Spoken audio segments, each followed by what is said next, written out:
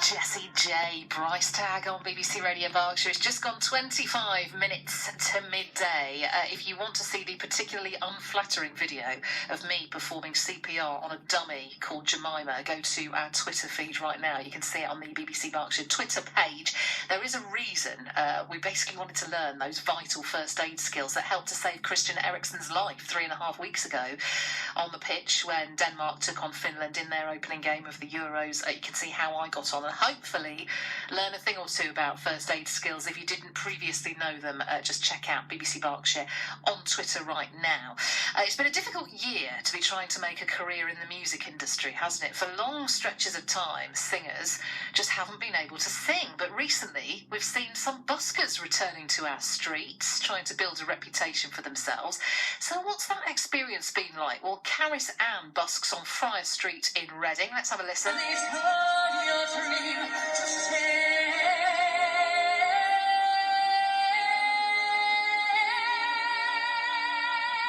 Man alive, that is a powerful set of lungs. Morning, Caris Ann. Good morning. Lovely to have you with us. I thought to myself, do you know what? We need to speak to some of our area's buskers because we talk about all of these established performers who are coming back to our arts centres and our theatres now. But buskers have lived through the same 15 months as the rest of us. What's it been like for you? It's been very interesting. So I've been on furlough for like 6 months. Right. Of that, and I've only just started back busking in June. Okay, so what is the day job for you then? Away from the busking, what is it that you do normally? I do busking full time. Oh, so you're a full-time busker. Okay, so when you say you've been on furlough for the last 6 months, how does that work? Well, basically, just get money from the government on international credits and stuff because people weren't out, so it was quite hard to make a living. So at what point did you decide that now was the time to return to busking then? I guess when the rules changed and things started opening back up. Right. So then I assumed more people would be on the street. And what has the reality been like? Because I think it's been a fairly mixed picture across our area, because when the non-essential shops started to reopen, obviously there was more footfall in town centres, but many offices are still not operating at similar capacities to what they were before the pandemic began. So what has footfall been like on Friar Street in Reading? It's been quite good, actually. I think there are more people out because people haven't been able to go out, so it's kind of like going to the shop is an event now, rather than like a chore. I suppose it's difficult, though, because people may not necessarily have the spare cash that they once had to part with, because people would have gone through a similar experience to you, I suppose, either been put on furlough or being made redundant. I mean, are you able to get by with what you're getting at the moment? Yeah, I've actually been quite surprised. People have been very generous. Yeah. Yeah, because I was really worried before I came back, because I was like, I don't know if I'm going to be able to do this for a living anymore. Yeah. Because of people losing their jobs. But my experience so far has just been that people have been really generous and appreciative of live music. Well, that's what I was going to say. Even if it's not parting with money, what's people's mood? What have the mood been like since you've been back on the streets again? It's been really good. Yeah, so, lots of people have said how much they've missed live music, and so there's an appetite, is what we're saying. There's an appetite for what you're doing. Well, listen, Caris Ann, the reason that I actually wanted to get you on is not to talk about busking in a COVID pandemic, but because someone got in touch with us to say that they wanted us to speak to you and wanted to pass on their thanks, and that person is David in Tilehurst. Morning, David.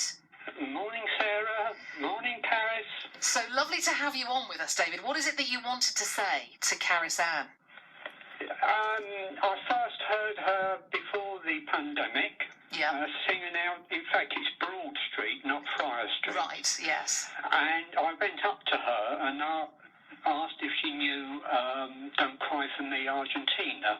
Right. Because when I first heard her, I immediately thought of Elaine Page of the musical Evita. Oh, yeah. And Caris said no, she didn't, but she would learn it. Right. And then Tuesday of last week, walking along Broad Street, yeah, there she was outside Primark And when she finished her song, I went up to her and said, "Did you learn Don't Cry for Me, Argentina?" She said yes, and she sang it for me. And what was it like, David? Did she do it justice? Definitely. It made my day, and that's an understatement. I think she's got a lovely voice. Yeah. You can hear every word she sings. The amplifier volume is just right. And I've lived in Reading for 50-odd years, so I've seen a good number of buskers in Broad Street. Yeah. And on most occasions, you need earplugs and subtitles. She had a fantastic voice, and I wish her very well in the future. Well, Caris, this is a ringing endorsement from David. It sounds as though he has a lot of experience with buskers in the centre of Reading, and you are topping the list of them at the moment. That's very kind. Did it take you long to be able to get up to speed with Don't Cry for Me, Argentina? Did you go back that night and madly start rehearsing it? No, to be honest, it took me a long time to learn it. In fact, I learned it during the first lockdown. Right, okay. So are we saying you already had it up your sleeve when David requested it? Is that what we're saying here? When he requested it the second time, not the first time. Right, okay, so I see. You put multiple requests in, David, and you finally got there in the end, and it took her a while to do. I got there in the end. She was absolutely brilliant. 11 out of 10. Right, 11 out of 10. I tell you what, you want to put that on some kind of social media profile, Caris. That is a rave review. So well done. Lovely to have you both on. Thank you for coming on this morning. That's Caris and David in Tilehurst. It's coming up to 11:45.